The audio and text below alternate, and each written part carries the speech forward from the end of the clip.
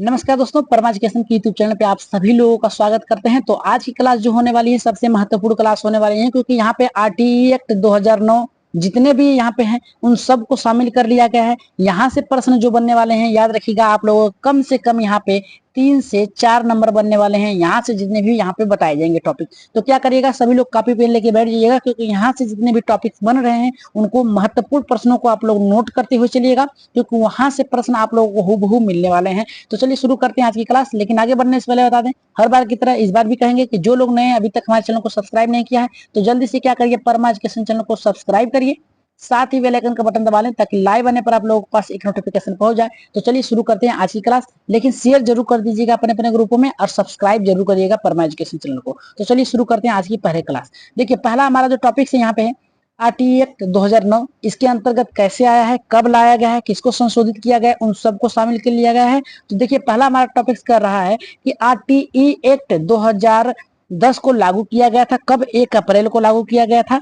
दूसरा हमारा करा शिक्षा का अधिकार अधिनियम 86 संविधान संशोधन 2002 को संशोधित करके लाया गया था। अगर बात किया जाए कि शिक्षा का अधिकार अधिनियम कब लागू किया गया था और किसे संविधान के संशोधन करके लाया गया था, तो याद रखिएगा इसे लाने के लिए 86 में संशोधन किया गया था।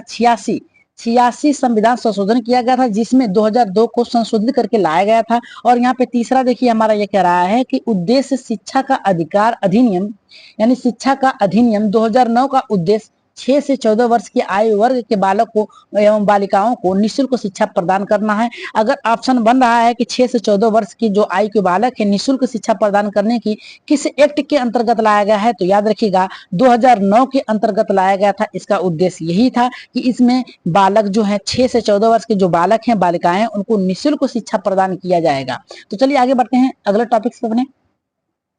अगला टॉपिक हमारा ये करा है 12 दिसंबर, याद रखिएगा 12 दिसंबर 2002 को भारत के संविधान में 86वां संशोधन किया गया। इसमें इसमें अनुच्छेद 21A, याद रखिएगा 21A को जोड़ा गया था। 21A के जोड़ने का मतलब ये था कि जिसके अंतर्गत बालक को शिक्षा के अधिकार अधिनियम के अंतर्गत लाया जाए, जिससे बालक क्या करें, अच्छी शिक्षा की गुणवत्ता को प्राप्त कर सकें, या फिर 6 से 14 वर्ष के जो बालक हैं उनको निःशुल्क शिक्षा प्राप्त किया जाए। जो गरीब वंचित वर्ग के हैं, जो स्कूल नहीं जा सकते हैं, ऐसे बालकों को क्या किया गया है, 6 से 14 वर्ष के बालक एवं बालिकाओं को निःशुल्क शिक्षा देने का प्रावधान किया गया है 21A के अंतर्गत। ठीक है, आगे बढ़ते हैं अपने अगले टॉपिक के।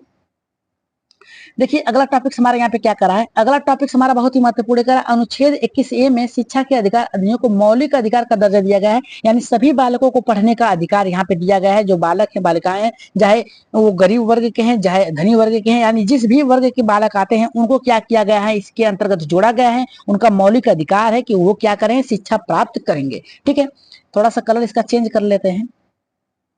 और यहाँ पे देखिए हमारा छठा करा है कि यहाँ पे 26 अगस्त 2009 को राज्यसभा में तथा 4 अगस्त 2009 को लोकसभा में आरटीई एक्ट विधेयक पारित किया गया था। यानी शिक्षा का अधिकार अधिनियम 2009 है। अब कब पारित किया गया था, तो एक पहला जो पारित किया गया था 26 अगस्त 2009 को राज्यसभा में पारित किया गया था। अगर लोकसभा की बात किया जाए तो 4 अगस्त 2009 को यहाँ पे क्या किया गया था, ये आरटीई एक्ट विधेयक पारित किया गया था। और यहाँ पे 7वां हमारा कह रहा है कि 26 अगस्त 2009 को राष्ट्रपति के हस्ताक्षर होने के पश्चात आरटीई एक्ट अधिनियम बन गया था।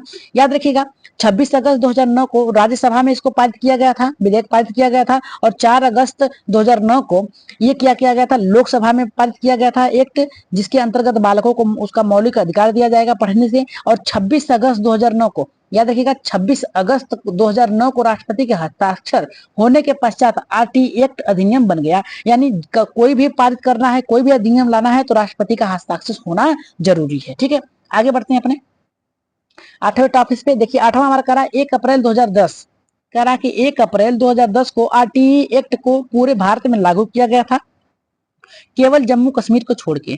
केवल जम्मू कश्मीर को विशेष राज्य का दर्जा दिया गया था। ठीक, जो 370A हटने के बाद से वहां पर भी लागू कर दिया गया है। याद रखिएगा पूछेगा अगर कि आरटीई एक्ट 2010 लागू किया गया था, 2010 को लागू किया गया था किस एक राज्य को छोड़ के, ठीक है, तो केवल जम्मू कश्मीर को छोड़ के। याद रखिएगा केवल जम्मू कश्मीर को छोड़ के सभी राज्यों में क्या किया गया था, इसे लागू कर दिया गया था। तो चलिए आगे बढ़ते हैं 9वें टॉपिक से। 9वां टॉपिक देखते हैं क्या करा है। अगर क्लास अच्छी लग रही है आप लोगों को तो एक बार क्या करिएगा, हमारे चैनल को सब्सक्राइब जरूर करिएगा। आप लोग देख लेते हैं लेकिन सब्सक्राइब नहीं करते, तो एक बार सब्सक्राइब जरूर करिएगा। चलिए आगे बढ़ते हैं। नौवां करा कि भारत शिक्षा के अधिकार अधिनियम लागू करने वाला विश्व का 135वां देश है। याद रखेगा, भारत 135वां देश है शिक्षा का अधिकार अधिनियम लागू करने वाला, जिसके अंतर्गत बालकों को निःशुल्क शिक्षा, शिक्षा का दर्जा, मौलिक अधिकार, यानी उनके पढ़ने की वो शिक्षा से वंचित ना हो, ऐसी शिक्षा को लागू करने वाला भारत का स्थान कौन सा है? 135वां स्थान है। ठीक है। 10वां करा 22 दिसंबर 2008 को कक्षा 1 से कक्षा 12 तक के सभी बालकों को शिक्षण शुल्क मुक्त करने राजस्थान देने के लिए यहाँ पे क्या करा है कि पहला राज्य बना। याद रखिएगा कौन सा पहला राज्य बना? ठीक है, राजस्थान जो है, याद रखिएगा राजस्थान। यहाँ पे 12 तक के, यानी 22 दिसंबर 2008 को कक्षा 1 से 12 तक के सभी बालकों को यहाँ पे करा शिक्षण शुल्क मुक्त, यानी कोई भी फीस नहीं लगेगा कक्षा 1 से लेके 12 तक के बालकों के ऊपर। और ये लागू करने वाला कौन सा राज्य पहला बना? तो राजस्थान बना। कौन सा बना? राजस्थान बना। और अगला हमारा करा है 11वां करा है कि 29 मार्च 2011 को राजस्थान राज्यसभा द्वारा राजस्थान में निःशुल्क एवं अनिवार्य बाल शिक्षा अधिकार अधिनियम 2011 को पारित किया गया था। यानी कह रहा है कि राजस्थान में शिक्षा का अधिकार निःशुल्क अनिवार्य बालक अधिकार अधिनियम 2011 पारित किया गया। कब पारित किया गया था? तो 29 मार्च 2011 को पारित किया गया था। ठीक है, आगे बढ़ते हैं यहाँ पे 12वें प्रश्न पे, 12वें टॉपिक से बढ़ते हैं, सॉरी।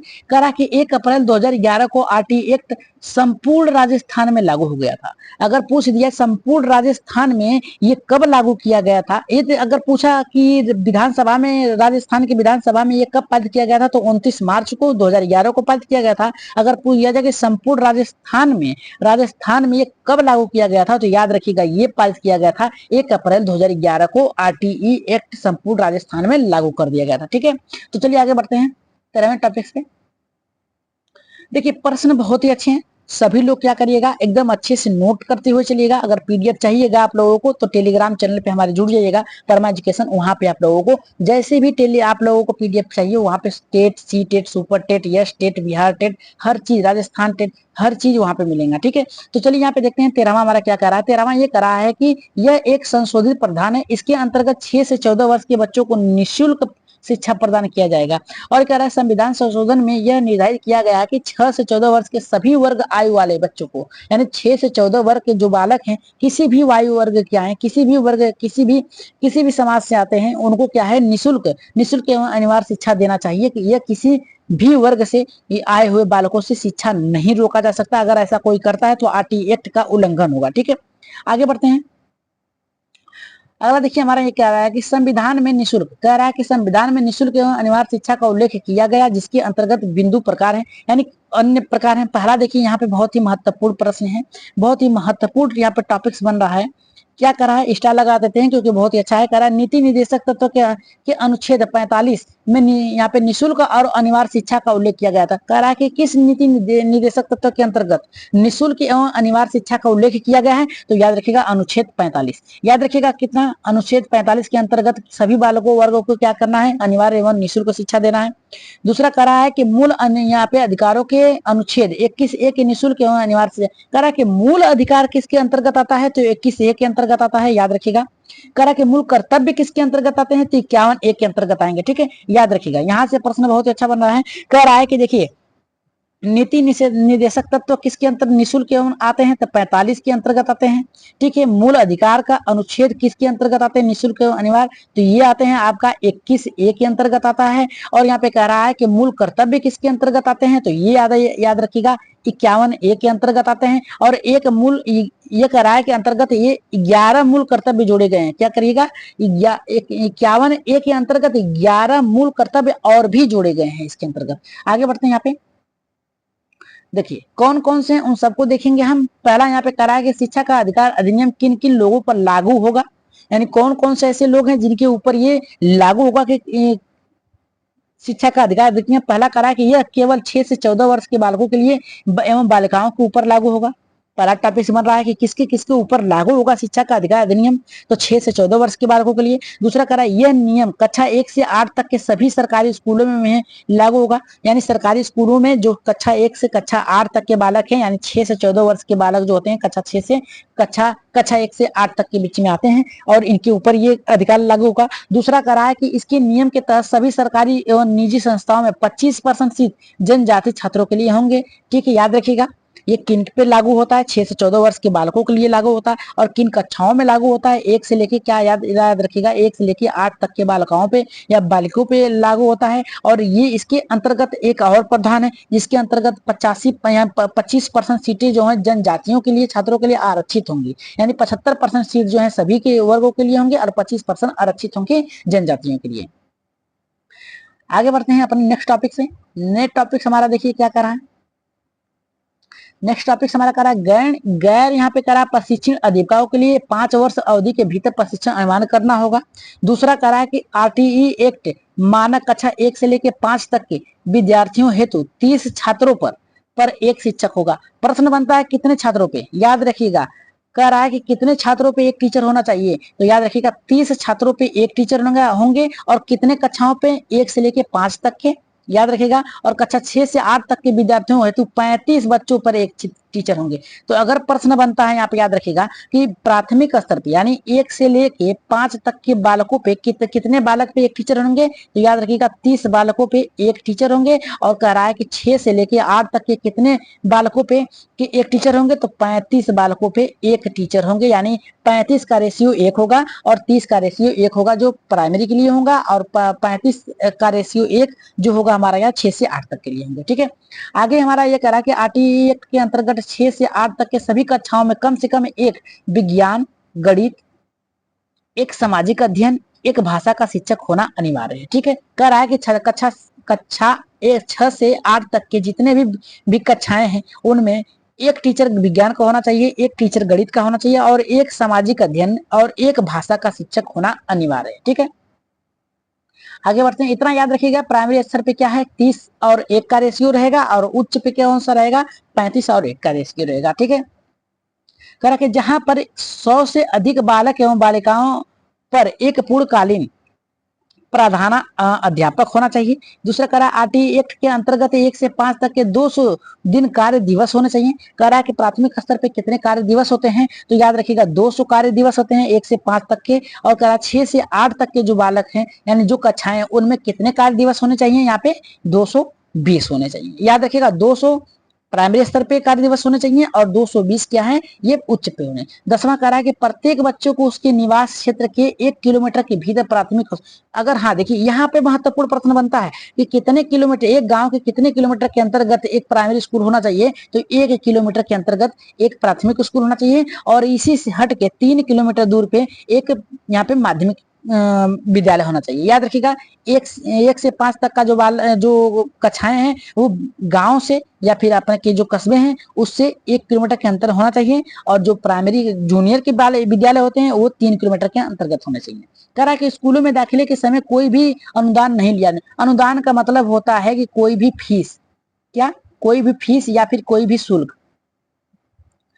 शुल्क नहीं लगेगा। ठीक है, आगे बढ़ते हैं। यहाँ पे करा विकलांग बालकों का मुख्य धारा की नियमित स्कूल शिक्षा प्राप्त कर सकते हैं। मतलब क्या है कि जितने भी वंचित बालक हैं उनको, और जो भी बालक सही हैं उनके साथ ही इनको शिक्षा प्राप्त कराना है। आगे बढ़ते हैं अगले टॉपिक से। महत्वपूर्ण बिंदु है, याद रखिएगा यहाँ से टॉपिक्स आपके बन सकते हैं। पहला करा है कि किसी भी बालक को आवश्यक कागज को कमी के कारण, याद रखिएगा कोई भी बालक है उसके पास अगर आवश्यक कागजात यानी उसके कोई भी सर्टिफिकेट नहीं है तो दाखिला लेने से कोई रोक नहीं सकता है आरटीई एक्ट 2009 के अंतर्गत। ठीक है, कह रहा किसी भी बच्चों को शारीरिक यातना नहीं देना चाहिए। पहले क्या होता था सभी बालकों को क्या किया जाता था, दंड दिया जाता था, ठीक है, टीचर के द्वारा, लेकिन अब ऐसा करने से ये गैर कानूनी है, और इस पे क्या हो सकता है टीचर के ऊपर ही एक क्या संस्था बैठाई जा सकती है, जांच कराई जा सकती है, उन्हें हटाया भी जा सकता है। इसलिए आप कोई भी शारीरिक दंड नहीं दे सकते हैं। ठीक है, आगे बढ़ते हैं।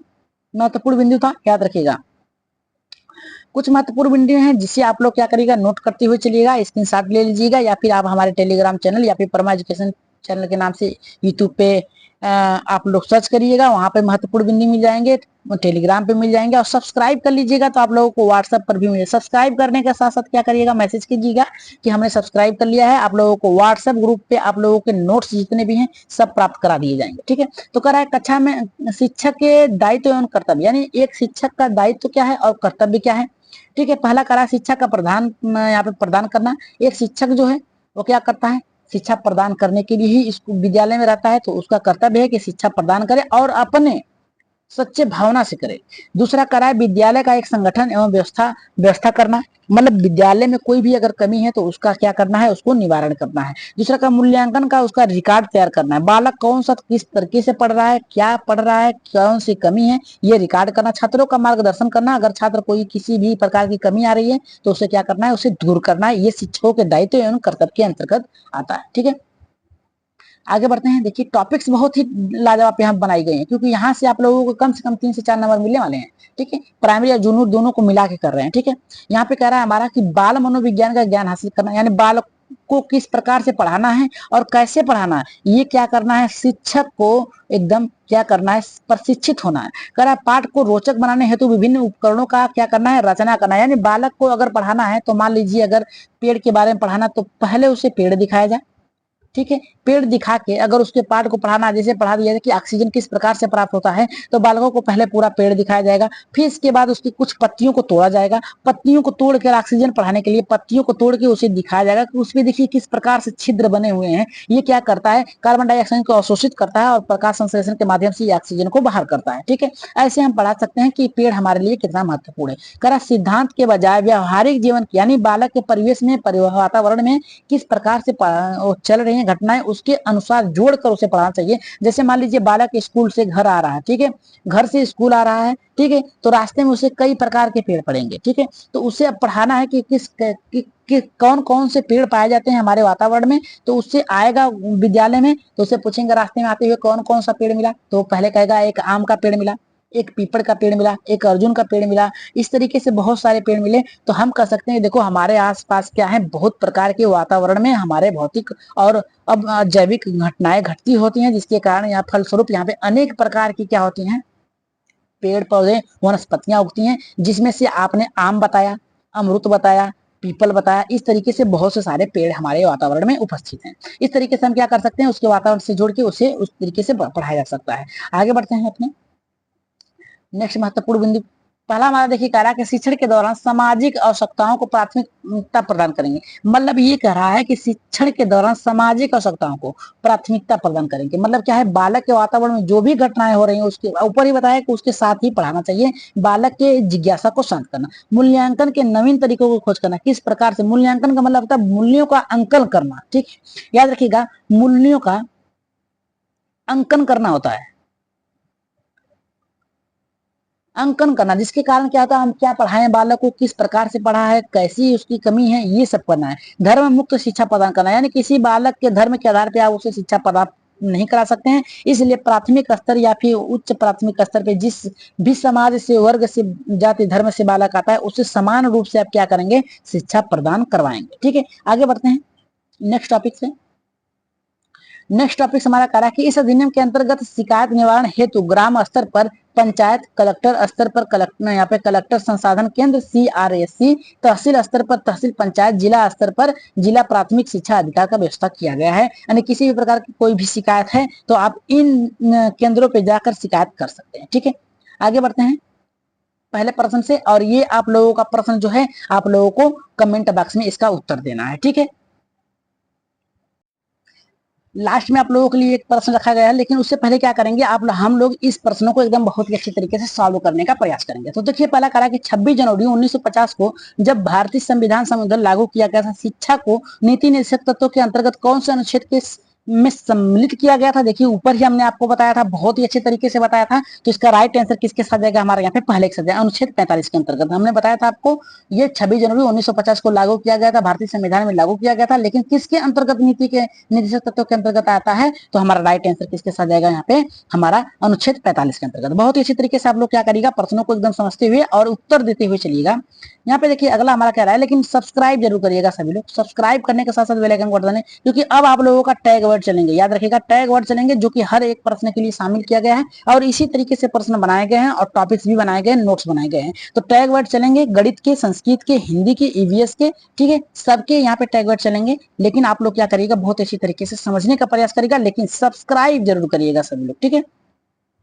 करा शिक्षा विषय है, शिक्षा कौन सा विषय, पहला करा है संघ सूची, राज्य सूची, समवर्ती सूची और कह रहा है कि सभी। तो राइट आंसर यहाँ पे किसके साथ जाएगा, देखिए शिक्षा जो है ये यहाँ पे सभी है, यहाँ पे सभी हैं, याद रखिएगा सभी आएंगे। संघवर्ती सूची के अंतर्गत भी आएगा शिक्षा, राज्य सूची के अंतर्गत भी आएगा, समवर्ती सूची के अंतर्गत, इसलिए हमारा राइट आंसर किसके साथ जाएगा, सभी के साथ जाएगा। राइट आंसर होगा चौथा। आगे बढ़ते हैं यहाँ पे तीसरे प्रश्न पे। तीसरा प्रश्न देख लेते हैं क्या करा। तीसरा प्रश्न हमारे कह रहा है भारतीय संविधान में 86वां संविधान संशोधन हुआ था। पहला करा है 12 नवंबर 2001 को, 1 दिसंबर 2002 को, 14 यहाँ पे 14 जून 2004 को और कह रहा है कि 1 जनवरी 2005 को। तो राइट आंसर यहाँ पे तीसरे का किसके साथ जाएगा, जल्दी से कमेंट करिए सभी लोग। हमने ऊपर ही आप लोगों को बताया था, इसका राइट आंसर जो जाएगा 1 दिसंबर 2002 को लागू किया था यहाँ पे 86वां संविधान संशोधन, ठीक है। आगे बढ़ते हैं, कमेंट बॉक्स में आप लोग कमेंट जरूर करिएगा और लास्ट में आप लोगों के लिए एक प्रश्न रखा गया है जो कि बहुत ही महत्वपूर्ण है। कह रहा है भारत में प्राथमिक शिक्षा को अनिवार्य एवं निःशुल्क शिक्षा विचार सबसे पहले किसने दिया था। तो पहला यहाँ पे कह रहा है हमारा महात्मा गांधी ने, जब पंडित जवाहरलाल नेहरू ने, दूसरा का स्वामी विवेकानंद ने, तीसरा करा है गोपाल कृष्ण गोखले ने। तो राइट आंसर यहाँ पे किसके साथ जाएगा, चौथे का देखिए बहुत ही महत्वपूर्ण है, गोपाल कृष्ण गोखले ने कहा था, याद रखिएगा। इसका राइट आंसर जो जाएगा हमारे यहाँ पे किसके साथ जाएगा, यहाँ पे चौथे के साथ जाएगा। किसके साथ जाएगा, यहाँ पे गोपाल कृष्ण गोखले के साथ जाएगा। आगे बढ़ते हैं यहाँ पे पांचवें प्रश्न पे। देखिए पांचवा प्रश्न तो और भी मजेदार है। कह रहा है यहाँ पे कि यहाँ पे राज्य में आरटीई एक्ट, कह रहा है कि राजस्थान राज्य में आरटीई लागू पूर्ण रूप से लागू कब किया गया था। यहाँ पे राजस्थान होगा, याद रखिएगा। राजस्थान राज्य में आरटीई एक्ट 2009 कब लागू किया गया था, 1 अप्रैल 2010 को, 1 अप्रैल 2009 को, 29 मार्च 2010 को और कह रहा है कि 29 मार्च 2011 को। तो राइट आंसर यहाँ पे किसके साथ जाएगा, ठीक है। कमेंट करिए जल्दी से, फास्ट करिए कमेंट। यहाँ पे हमने आप लोगों को पहले बताया था पूर्ण रूप से लागू किया गया था, कब किया गया था, यहाँ पे 29 मार्च 2011 को, ठीक है। आगे बढ़ते हैं यहाँ पे अगले प्रश्न पे। कमेंट करिएगा सभी लोग, फास्ट कमेंट करते चलिएगा। यहाँ पे कह रहा है आरटीई एक्ट 2009 में कुल अध्याय एवं धाराओं की संख्या कितनी है। तो पहला कह रहा है कि 9 से 37, 7 से 38, यहाँ पे कहा 7 से 36, 7 से 35। तो राइट आंसर यहाँ पे किसके साथ जाएगा, छठे का। देखिए हमने कहा था 38 धाराएं हैं, ठीक है। कितनी धाराएं हैं, 38। तो राइट आंसर यहाँ पे 7 से कितने हैं, 38। राइट आंसर जितने लोगों का यहाँ पे दूसरा आया है एकदम राइट आंसर है। सब्सक्राइब जरूर करिएगा, लास्ट तक करें। सब्सक्राइब करने के साथ साथ अपने अपने ग्रुपों में एक बार शेयर भी कर लीजिएगा, क्योंकि यहाँ से प्रश्न आप लोगों के लिए बहुत ही लाजवाब बने हैं। तो चलिए आगे बढ़ते हैं 7वें प्रश्न पे। देखिए 7वां प्रश्न हमारे यहाँ पे क्या कर रहा है, 7वां प्रश्न कह रहा है कि आरटीई 2009 में निःशुल्क बालकों के लिए कितने वर्ष की अतिरिक्त छूट प्रदान की गई थी। पहला कह रहा है कि 2, 3, 4 और 5। तो राइट आंसर यहाँ पे किसके साथ जाएगा, राइट आंसर यहाँ पे किसके साथ जाएगा। देखिए 2 वर्ष जो है यह गलत है, यहाँ पे कह रहा है कि तीसरा ये भी गलत है। 4 राइट आंसर किसके साथ जाएगा, यहाँ पे 7वें का चौथे के साथ जाएगा। यानी 4 कितनी छूट प्रदान की गई है, 4 छूट प्रदान की गई है, ठीक है। राइट आंसर किसके साथ जाएगा, यहाँ पे तीसरे के साथ जाएगा। आगे बढ़ते हैं यहाँ पे 8वें प्रश्न पे। बहुत ही फास्ट यहाँ पे क्लास चलाई जा रही है।